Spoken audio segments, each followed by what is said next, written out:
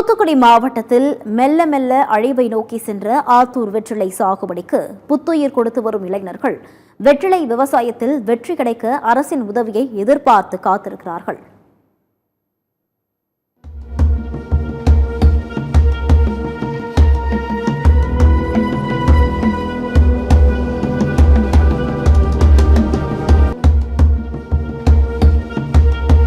தமிழகத்தில் பல இடங்களில் வெற்றிலை சாகுபடி நடந்தாலும் தூத்துக்குடி மாவட்டம் ஆத்தூர் மற்றும் அதன் சுற்றுவட்டார கிராமங்களில் விளையும் வெற்றிலைக்கு தனி மவுஸ் உண்டு. தாமிரபரணி ஆற்று தண்ணீர் மற்றும் மண்வளத்தால் தனி சிறப்பை பெற்றிருக்கும் ஆத்தூர் வெற்றிலையில் அதிக காரத்தன்மை இருப்பதால் செரிமான சக்தியை ஊக்குவிக்கும் தன்மை கொண்டது. ஆத்தூர் வெற்றிலைக்கு புவிசார் குறியீடு கிடைத்தாலும் கூட தூத்துக்குடி மாவட்டத்தில் வெற்றிலை சாகுபடி சரிந்துள்ளது. கடந்த 2023ஆம் ஆண்டில் வரலாறு காணாத வெள்ளத்தால் வெற்றிலை சாகுபடி அடியோடு அழிந்தது. ஆத்தூர், முக்காணி, ஏரல், உமரிக்காடு, கொர்க்கை போன்ற ஊர்களுக்கு செல்லும் கால்வாய்களில் தண்ணீர் பற்றாக்குறையும் வெற்றிலை சாகுபடி சரிய காரணம். அது மட்டுமின்றி சில ஆண்டுகளுக்கு முன் பீகார், உத்தரப்பிரதேசம் போன்ற வட மாநிலங்களில் வெற்றிலையுடன் குட்கா பான் மசாலாவை சேர்த்து பயன்படுத்துவதால் புற்றுநோய் ஏற்படுவதாக தவறான கருத்துக்கள் பரப்பப்பட்டன. இதனால் வெற்றிலை பயன்பாடு சரிந்து அதற்கான சந்தை மவுசு கடந்த 10 ஆண்டுகளில் குறைந்துவிட்டது. வெற்றிலை என்பது ஒரு மூலிகை செடி. இது சித்த மருத்துவ முறைகளில் பயன்படுத்தப்படும் ஒரு பாரம்பரிய பொருளாகும். மீண்டும் மஞ்சப்பை தமிழக அரசு கொண்டு வந்தது போல் வெற்றிலையையும் மீட்டெடுக்க வேண்டிய அவசியத்தை கூறுகிறார் முக்காணி பகுதியைச் சேர்ந்த இளம் விவசாயி அஜித். தண்ணி பற்றாக்குறை காரணமாக இருக்கிற நாகரிகமாக இருந்துச்சு. அதாவது ஆற்றுக்கு அந்த சைடு ஆத்தூராகவும், ஆற்றுக்கு இந்த சைடு முக்காணி, ஏரல், குமரிக்காடு, அந்த கொர்க்கை அந்த மாதிரிலாம் இது இருந்துச்சு. இப்போது இருக்கிற வாய்க்காலில் இந்த சைடு தண்ணி வருது, இந்த சைடு அவ்வளோவா தண்ணி வெற்றிலைக்கான தண்ணி அவ்வளோவா பற்றாக்குறையாக இருக்குது. நல்ல வெற்றிலை விவசாயத்துக்கு பண்ணுறதுக்கு வாய்க்கால் நல்ல தண்ணி வந்துச்சுன்னா நாங்கள் இன்னுமே நல்லா பண்ணுறதுக்கு அந்த ஒரு உமரிக்காடு மக்கள் ரெடியாகவே இருக்காங்க. நாங்கள் ஆராய்ச்சி பண்ணும்போது அந்த மக்கள்கிட்ட கேட்கும்போது எங்களுக்கு தண்ணி பற்றாக்குறையால தான் இன்னும் பண்ணாமல் இருக்கோம். இப்போது நாங்கள் பண்ணுறதுக்கு ரெடி தான். இப்போது ஆத்தூர் அந்த வாய்க்கால் வர்றதுக்கு தண்ணி அந்த அளவுக்கு எங்களுக்கு இங்கே வரல. இதை வந்தால் நாங்கள் இன்னும் கொஞ்சம் பண்ணுவோம், இது பண்ணால் நாங்கள் எக்ஸ்பெக்ட் பண்ணுறதுக்கு நாங்கள் ட்ரை பண்ணுவோம் அப்படின்னு சொன்னாங்க. என்னன்னா கொர்க்கை பழங்காலத்தில் இருந்திருக்கு. அந்த மாதிரி இருக்கிற ஊரில் இப்போ தண்ணி பற்றாக்குறைனால இது பண்ணாமல் இருக்கிறது அவங்களோட மனஸ்வர்த்தமாக தான் பண்ணுறாங்க. இப்போ நிறைய பசங்க பண்ணுறது தயாராக இருக்குது அந்த ஊரில். அதுக்கு தண்ணி அதுக்கேற்ற மாதிரி அரசு கொடுத்தா நாங்கள் பண்ண தயாராக இருக்கோம். ஆத்தூர் வெற்றிலைக்கு சர்வதேச அங்கீகாரம் கிடைக்க வெற்றிலை விவசாயம் குறித்து ஆவணப்படங்கள் எடுக்கப்பட்டு உலகத்தமிழ் ஆராய்ச்சி மையம் மற்றும் மலேசியாவில் நடைபெற்ற உலகத்தமிழ் ஆராய்ச்சி மாநாட்டில் திரையிடப்பட்டது. தற்போதைய இளைய தலைமுறை விவசாயிகள் நவீன முறையில் வெற்றிலை சாகுபடியை லாபகரமானதாக மாற்ற முயன்று வருகின்றனர்.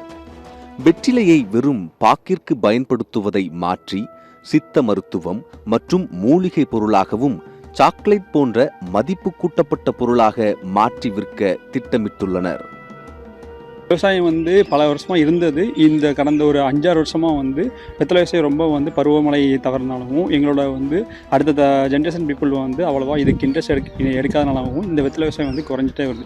இப்போது ஒரு சில பீப்புள் எங்களை மாதிரி ஒரு சில பசங்க ரெடியாக இருந்தாலுமே எங்களுக்கு கவர்மெண்ட்லேருந்து சப்போர்ட்ஸ் இல்லை. இப்போது எங்கள் வெற்றிலை விவசாயம் 2023 நாங்கள் புவிசார் குறியீடு எங்களுக்கு மத்திய அரசு கொடுத்தாங்க. மத்திய அரசு கொடுத்ததுக்கப்புறம் ஒரு சில ஹோப் இருந்துச்சு. அதுக்கப்புறம் வெள்ளம் வந்ததுக்கப்புறம் வெள்ளம் அப்புறம் ரொம்ப அந்த கடைசி டைமில் எங்கள் பருவம் முடியும் போது தான் அந்த வெள்ளம் வந்துச்சு. டோட்டலாகவே எங்களுக்கு விவசாயம் அதில் டோட்டலாகவே அந்த இடத்துல அழிஞ்சிட்டு அதுக்கப்புறம் திருப்பி நாங்கள் மதுரையில் இருந்து கொடி வாங்கி அதுக்கப்புறம் பயிரிட்டு இப்போ ஓரளவுக்கு ஸ்டெப் ஸ்டெப்பாக பழையபடி இருந்ததுன்னா கொஞ்சம் இம்ப்ரூவ்மெண்ட்டாக கொண்டு வந்துட்டு இருக்கோம். இதை நாங்கள் மதிப்பு கூட்டு பொருளாகவும் அடுத்து இதை வெற்றிலை ஆர்டர் பண்ணிட்டு இருக்காங்க. பெங்களூர்ல இந்த மாதிரி சாக்லேட் பண்றாங்க. இதை இம்போர்ட் பண்றதுக்கு நாங்கள் ட்ரை பண்ணோம். அதுக்கு பயோ சைனோட்டிக் சர்டிஃபிகேட் எங்களுக்கு சரியா கிடைக்கல. காலநிலை மாற்றத்தால் ஏற்படும் பூச்சி மற்றும் நோய் தாக்குதலை எதிர்கொள்ள அரசின் ஆதரவு மற்றும் பயிற்சியை விவசாயிகள் எதிர்பார்த்து காத்திருக்கின்றனர். ரசாயன உரங்கள், பூச்சிக்கொல்லிகள் இன்றி இயற்கை உரங்களை பயன்படுத்தி வெற்றிலையை விவசாயிகள் சாகுபடி செய்து வருகின்றனர்.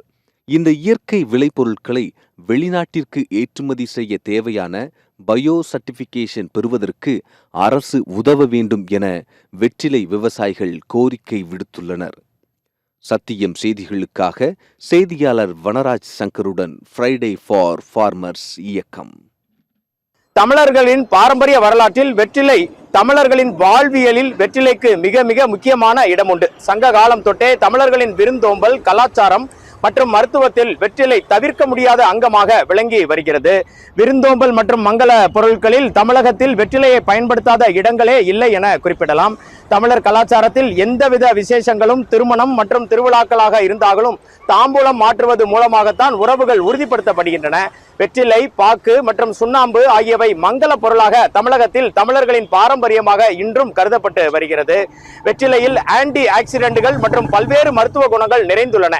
இது செரிமான மண்டலத்தை மேம்படுத்தவும், மூச்சுக்குழாய் பிரச்சனையை போக்கவும் பாரம்பரிய மருத்துவத்தில் பரவலாக பயன்படுத்தப்படுகிறது. தமிழகத்தில் பரவலான சாகுபடி இருந்தாலும் வெற்றிலை அதிக அளவில் திருநெல்வேலி மாவட்டத்திலும் சரி, தூத்துக்குடியில் ஆத்தூர் பகுதிகளிலும், அதைத் தொடர்ந்து ஆந்திரா போன்ற தென்னிந்திய மாநிலங்களிலும் பாரம்பரிய முறையில் பயிரிடப்பட்டு வருகிறது. இன்று பார்த்தீர்கள் என்றால் கடந்த சில ஆண்டுகளாக வெற்றிலை விவசாயம் கடுமையான பின்னடைவை சந்தித்து வருகிறது. பாரம்பரியமான வெற்றிலையை வைத்து வளர்க்க வேண்டும் என்பதும் அனைத்து தரப்பினரின் கோரிக்கையாக இருக்கிறது. இதன் மூலம் வெற்றிலை விவசாயமும் வெற்றிலை குறித்த விழிப்புணர்வும் ஏற்படுவதோடு வெற்றிலையின் புகழ் என்றென்றும் தமிழகத்திலும் தமிழக பாரம்பரியத்திலும் மங்காமல் இருக்கும் என்ற பதிவே இது. சத்தியம் தொலைக்காட்சி செய்திகளுக்காக திருநெல்வேலியில் இருந்து மாவட்ட செய்தியாளர் வனராஜ் சங்கர்.